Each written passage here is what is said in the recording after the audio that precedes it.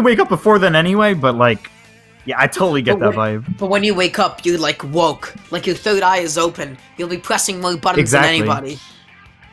If you were before you fell asleep, if you were a master, now you're like you are a rested master. You know how much more buttons you're pressing? That's approximately 5 more buttons per second. Not only do they press more buttons per second, there's actually some thought behind each one as well, which is like crazy to think about. Just a little bit. Don't want to give too much credit. Let's think. But anyways, we're going to be jumping in, and as you did mention, we are going to be seeing the cloud coming from... Goodness, what is this tag again? It's a EJJTM. EJJTM. Okay, so the cloud from EJJTM and the Marth from 13. Yeah, also want to note, I think EJJTM plays a bit of Wolf as well. I know that for a fact that he kind of like wanted to play more Cloud this tournament, but you know, it was good that we saw that Bayo for that DDD, but you know, he's still sticking with the Cloud. Cloud, obviously, he's really good online. He's just really good in general. People are getting like really woke about Cloud. Like they're kind of realizing like, yeah, this character's got the sauce.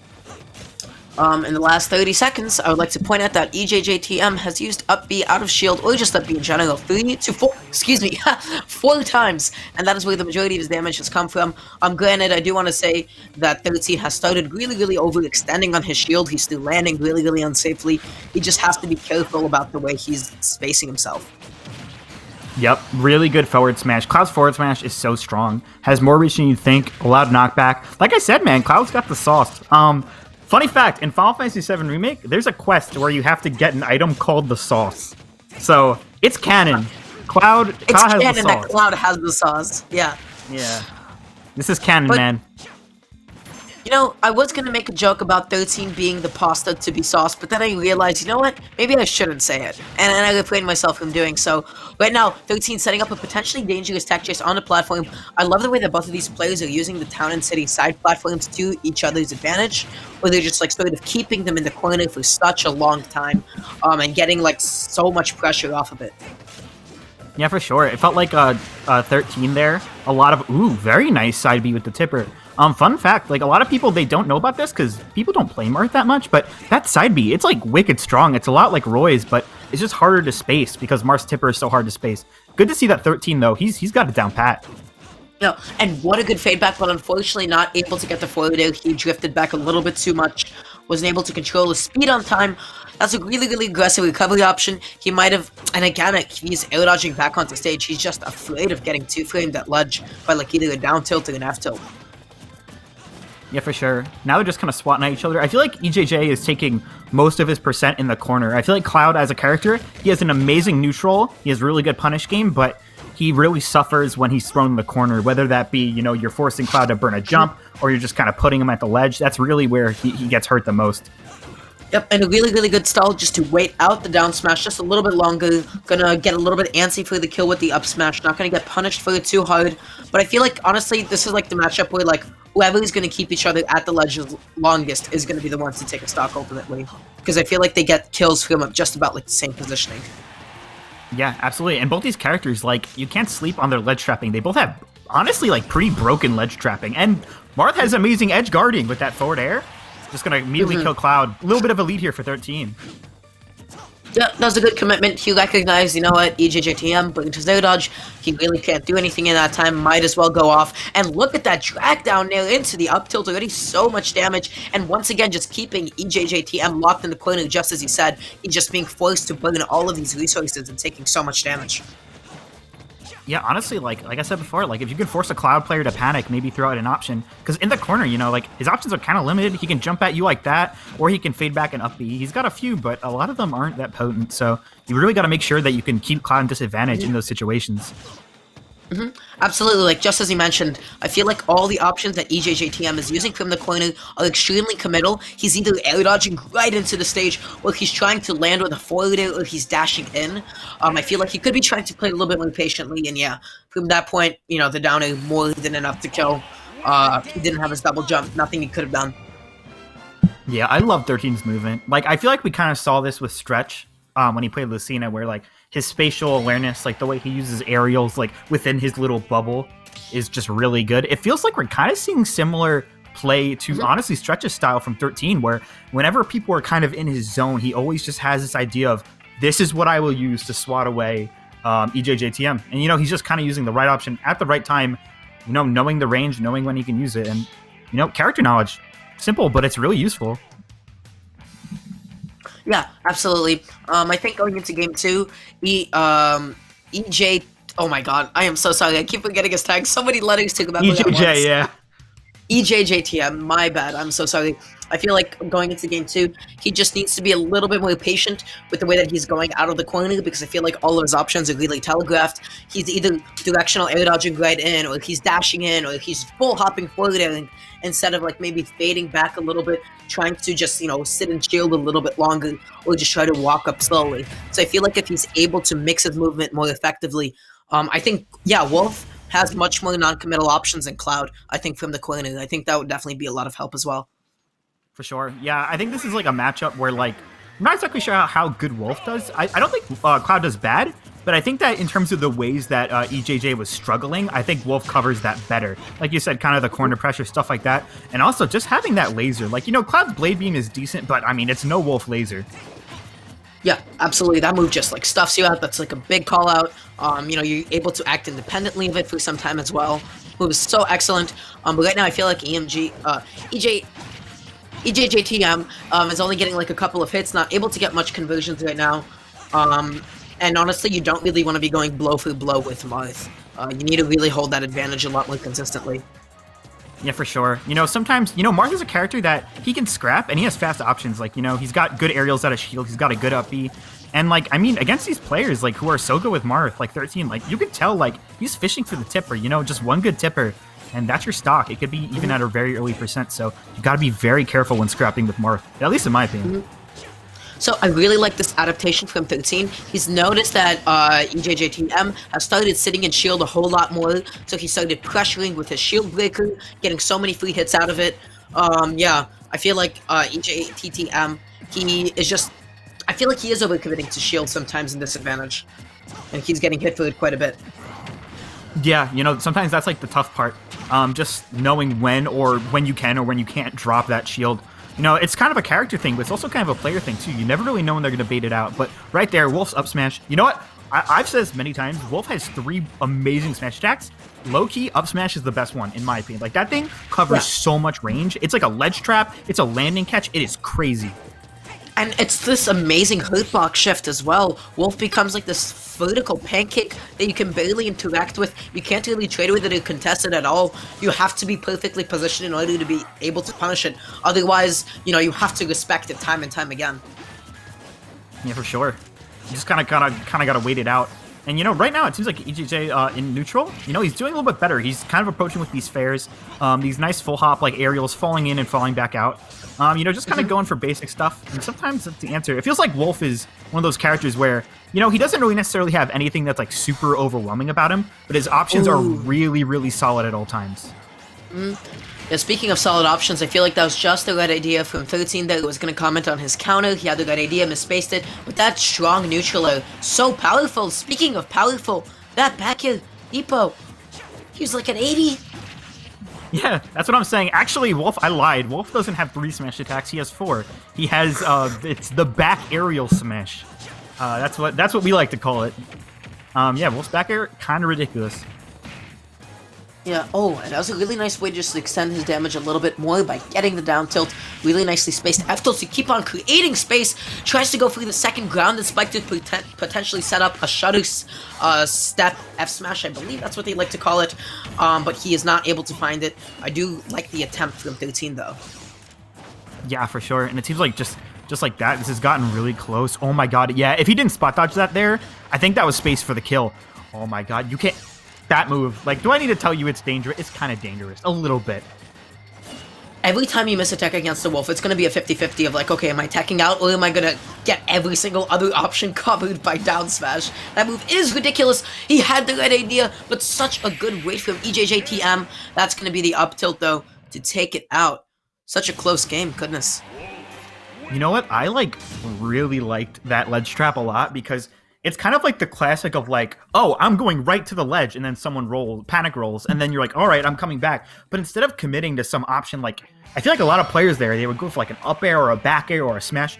He kept it so simple. He knew the up tilt would kill. Like, I feel like small plays like that impress me the most. Like, just like knowing when your option is going to work. Like, that's really impressive to me. Yeah, absolutely.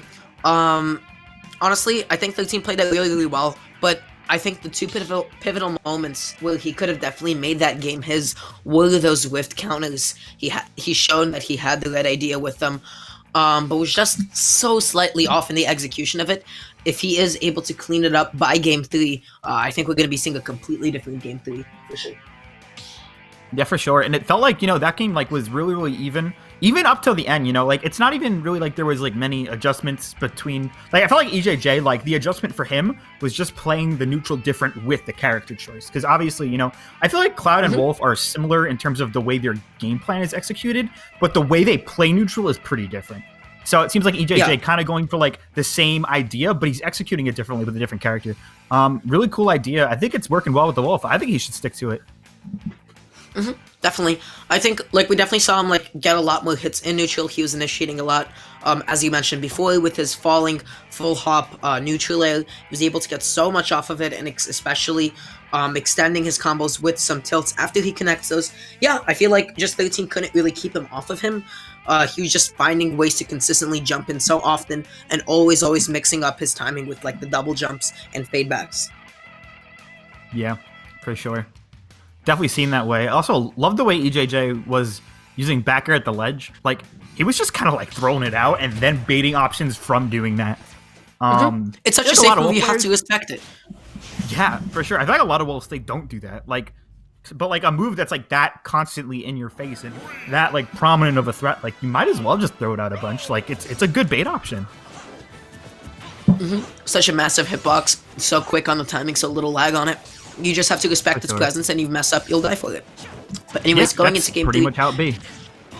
They're going to be opting for Battlefield. I would say this stage heavily favors Marth, like most notably able to sweet spot on the platforms with his F-tilt as it rises above him. That's going to be super big in a matchup. Such good ledge trapping from EJJTM. Yeah, for sure. Honestly, I'm really looking forward. This match in general, like, I love the way these two play. They're both really in your face. They're both like really fluid with their movement, and it feels like the adjustments they're making, it's like very like up close and personal. And like I said before, I think this is a good stage for Marth, but also just like with the way platforms work for Wolf, with the smash attacks and his back air, it could also be really beneficial to him too. So we got to see how the stocks exactly go out. But hey man, like on a stage like this, you got to really look out for that tipper. But yeah, like one other unique advantage for Marcina on this kind of a stage is just the ability to whiff those up Bs and still basically get away with it, like completely unpunished, just because you're able to land on the top platform. Once again, gonna get hit by that side B. Rolls right back onto stage, yeah, just like coinciding with the timing of the back air. Yeah, for sure. I didn't even think of that, but that is true. Marth's up B snaps directly to the top platform of Battlefield, but that Nair going to close it out. Really, really close right now, but let's see if 13 can get a little bit of a lead going. It feels like he's done a pretty good job with this in the first game at least, so let's see if he can get a bit of a lead going. A lot of forward airs, a lot of aerials coming out. Yeah, honestly, so difficult for Wolf to even try to get a 2-frame on Marth. The hitbox that he has going on the way up will most likely outlast his attempts to, F-tilt or go for a down smash. So yeah, I feel like EJJ does not know how he wants to take out the stock right now, and he's starting to fish for it a little bit with those dash attacks. Yep, and just like that small, slightly misspacing that up B. Like you said, Marth's up B is so good, but sometimes stuff like that happens. It's so fast. Sometimes it's hard to react. Like that happens. But EJJ was ready. Yeah, for sure. He positioned himself just slightly back behind the hitbox. I was like, okay, well, you made a mistake. You're gonna lose your stock for it. Now it's a pretty even game. EJJTM has started to bring this quite back. Sitting with a % lead right now. For sure. Yeah, no, it seems like a lot of the time, EJJ, also with Wolf, it seems like when he's put into these corner situations, he's just doing a better job getting out of it. Like these situations at the ledge, it felt like with Cloud, he was dying a lot more, but right when I say that, he's getting ledge traps. So let's see if he can get past. Yeah, just like that, using his jump a lot. 13, not really covering the jump as much. So, really smart by EJJ making that adjustment. Yeah, it was a great mix-up. He was definitely not anticipating the double jump because every single time I feel like he either just like jumped from ledge and then landed or air dodged. That's like the first time I've seen him double jump from ledge like that. But yeah, no, I feel like he's staying really, really on top of 13. Oh no, that was so close. That was so close to being perfect. Such an unfortunate misspacing there. Yeah, that's not what we like to see. I feel like Wolf's side B is one of those moves that when you're recovering with it, like even when I play Wolf sometimes, it's like, sometimes you're just like, wow, I'm surprised I didn't make that. And I feel like that was kind of one of those situations, just barely whipping the ledge. And yeah, it's going to cost him. You know, this is a decent lead. Look, he's giving so much space to 13 right now. You see him dashing back all the way to the other side of the stage. It's like he's trying to bait a falling aerial, but 13 just does not seem to be taking it at all. And I feel like, you know, EJJTM is giving up a little bit of stage like that. Yeah, no, I definitely agree. And it seems like EJJ, you know, he's trying to get back in. He hasn't really done much percent since that, though. But right when I say that, okay, that's what we like to see. Using these smash attacks. Well, smash attacks, like you said before, you really just got to respect them. Yeah, Marth doesn't really, like, Marth doesn't have, like, the burst to punish them from afar, honestly. Not really much that he could do there. That side be so menacing, putting EJJ in such a nasty scenario. Again, I feel like he's starting to fish for these kills a little bit. He's whiffed so many of these smash attacks, and 13 is just able to get on as a result.